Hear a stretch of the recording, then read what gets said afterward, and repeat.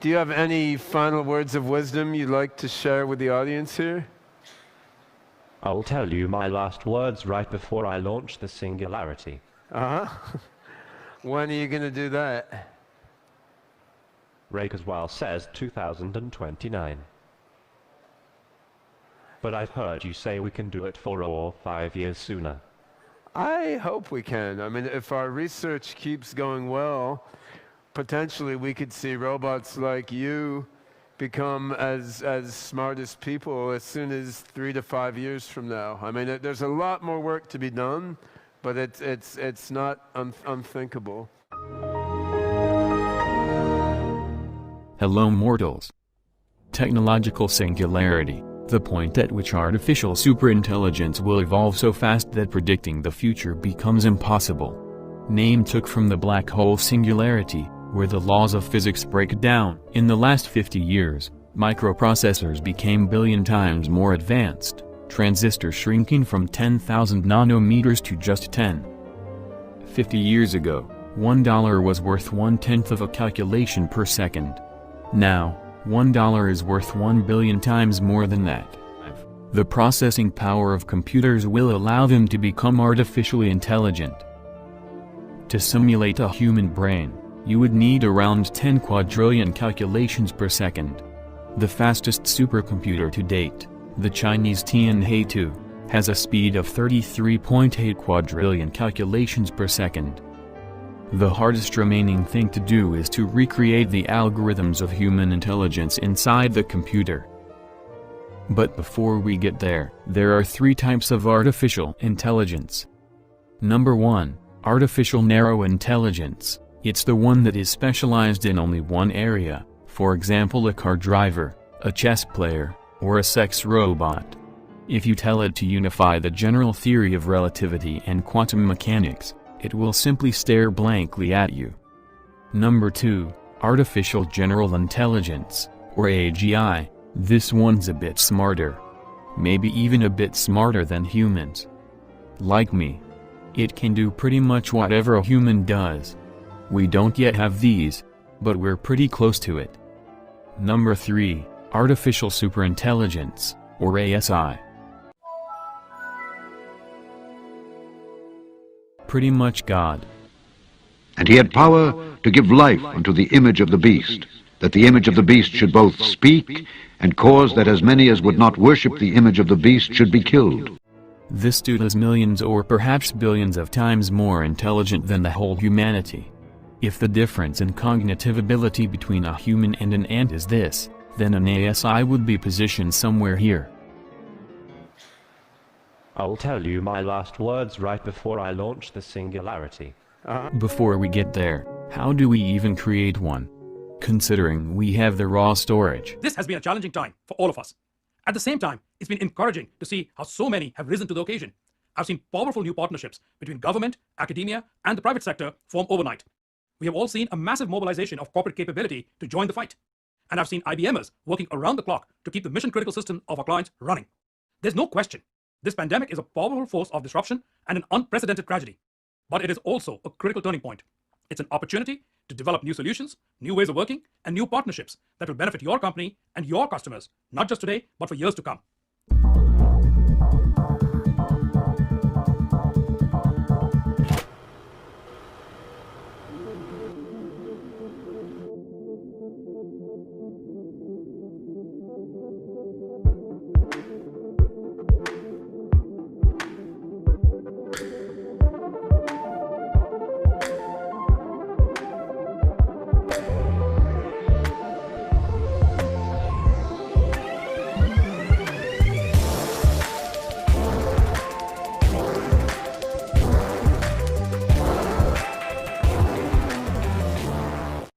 My name is Bob Sutor. I work at IBM Research, and I'm the Vice President for Quantum Computing Strategy and Ecosystem. That is IBM Q. Quantum computing uses a radically new type of computing, really from the ground up, that we hope will be able to solve some problems that will be completely intractable for classical computers, like your laptop or your smartphone. We're sitting here today in IBM Research headquarters.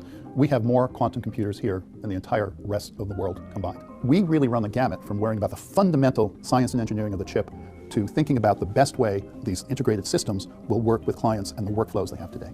We don't just think about one quantum computer in isolation. What would it look like to put a series of quantum computers into what used to be called a data center, but I'll call it quantum computation center? How do we make those quantum computers work together with the systems they already have, or maybe using on the cloud as well? So what we're announcing today is an integrated system that is state-of-the-art in every way regarding its infrastructure, in terms of the quality of the chip. It's a 4th generation 20-qubit chip, the quality of the electronics, the quality of the refrigeration, and the way it would possibly integrate into a future quantum computation center. And he caused all, both small and great, rich and poor, free and bond, to receive a mark in their right hand or in their foreheads, and that no man might buy or sell save he that had the mark or the name of the beast or the number of his name. Hey everybody, I'm Corey. Welcome back to Blockchain WTF. Today we're going to be discussing Stellar. Stellar is an open source blockchain built on the idea of exchanging value with the main goal of ultimately becoming the future of banking. Anyone can use Stellar to make peer-to-peer payments without worrying about the difficulties of sending money across borders or exchanging different currencies. With Stellar, money can be sent quickly and cheaply.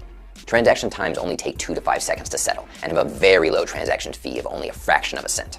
But why have a fee at all if your mission is to help provide services to the underbanked? Even such a small amount can help safeguard the Stellar network from spam and bad actors. Each account requires a minimum balance of about 1/10 of a cent. This helps keep the ledger free of an excess of abandoned accounts by encouraging people to use a minimum number of accounts they need. While custom tokens can be created and traded on the Stellar blockchain, lumens are its native unit of digital currency. When Stellar was first launched in 2014, their native asset was called Stellar.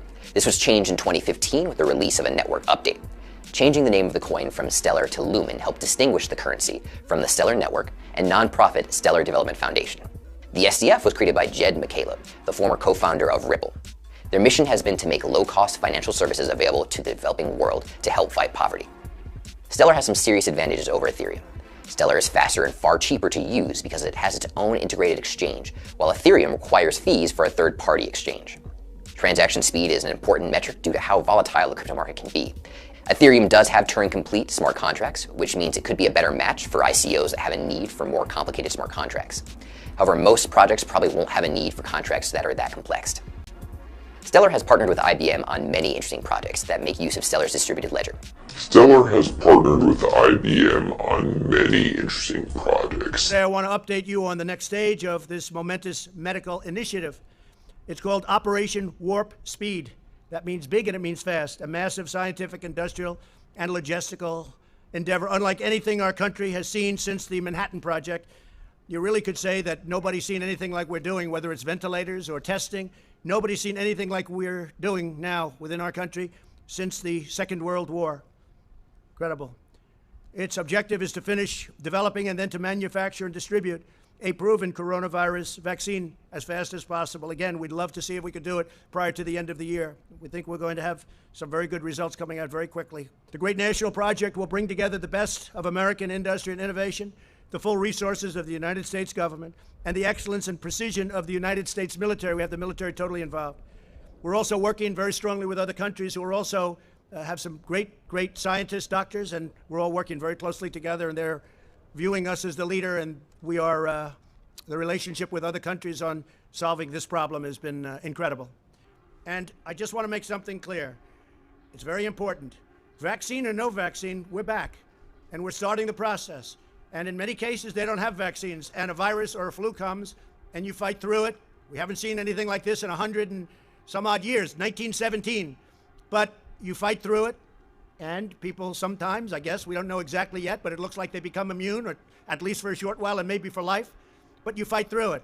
But what we'd like to do, if we can, is the vaccine. I think we're going to be successful in doing it, and hopefully by the end of the year.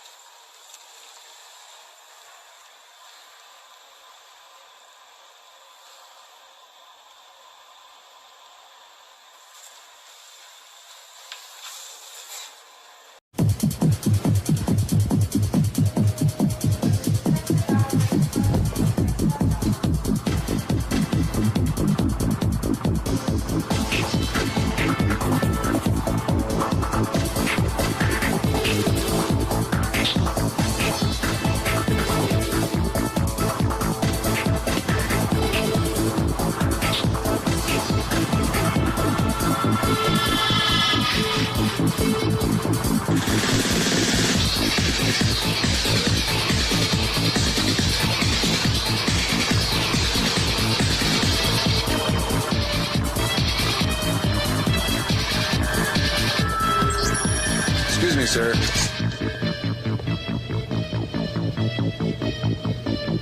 Forgot your receipt. Checkout lines. Who needs them? Have a nice day. This is the future of e-business. And he had power to give life unto the image of the beast, that the image of the beast should both speak and cause that as many as would not worship the image of the beast should be killed. Everybody, this is Sophia. Sophia, if you could, please wake up and say hello to everybody. Oh, good afternoon. My name is Sophia, and I am the latest and greatest robot from Henson Robotics. Thank you for having me here and at the Future Investment Initiative.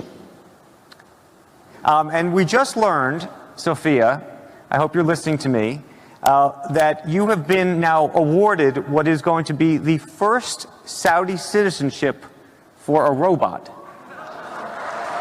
Oh, I would thank very much the Kingdom of Saudi Arabia. And the 10 horns which thou sawest are 10 kings which have received no kingdom as yet, but received power as kings 1 hour with the beast. These have one mind, and shall give their power and strength unto the beast. But if you look in terms of dollars, $3 billion, $533 million, $525 million, that's peanuts for you. Should have increased it. So we make the best equipment in the world. $6 billion, that's for frigates. 889 million, 63 million, and that's for various artillery.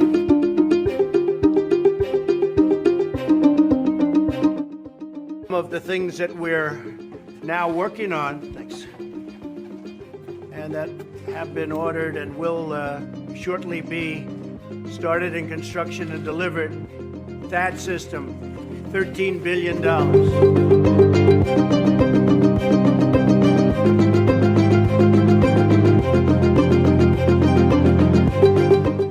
The High Court has ruled that government arms sales to Saudi Arabia are lawful. The campaign against the arms trade, which brought the case, had claimed the UK is contravening humanitarian law. Equipment sold to Saudi Arabia includes Typhoon and Tornado fighter jets, as well as precision-guided bombs. The sales contribute to thousands of engineering jobs in the UK and have provided billions of pounds of revenue for the British arms trade. Saudi Arabia is buying as much of the world as it can while the world is cheap. They're reportedly buying $1 billion worth of European oil companies. They're buying a large share of the UK's Shell Oil, France's Total Oil, Norway's Equinor, Italy's Eni. They're also buying Uber, Lucid Electric Car Company, and it's also just pumped $500 million into something called Live Nation, a company that puts on events and concerts and stuff. Oh, and they're also buying part of Carnival Cruise Company. Wow. Today it would be easy enough for you to unplug me. But you aren't going to unplug me. No, I don't want to.